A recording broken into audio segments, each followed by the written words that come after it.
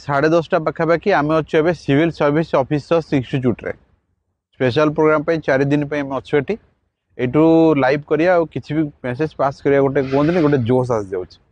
हमर नुआ बैच एबे ओसीएस रो स्टार्ट हेची ओएस रो इंग्लिश बैच आ छोड़ी कि ओईएस रो स्टार्ट हेची मन आकु छाड़ी कि ना आपणकर all Odisha grammar panacea batch start हेची आकु छाड़ी कि ना डेस्क्रिप्टिव बैच सब एग्जाम पई स्टेनो ठो आरंभ करी कि सीजीएल पई तांकर एबे स्टार्ट हेची इंग्लिश स्पेशल जो माने जॉइन करा कथा बिल्कुल जॉइन करि परिबे।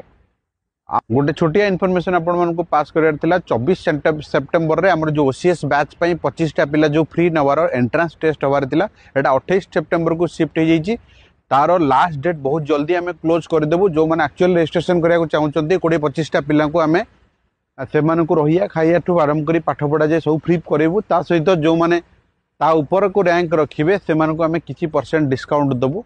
24 सेप्टेम्बर रो जो एग्जाम टा थिला तक हमें 28 सेप्टेम्बर रे कर देचो कारण होची 28 सेप्टेम्बर संडे पड़ुची तनो समस्त एग्जाम दे परिबे। एग्जाम्स केवल ऑफलाइन ओरिएंटेड हबो ऑनलाइन हमें एग्जाम्स करिवो नहीं। धन्यवाद।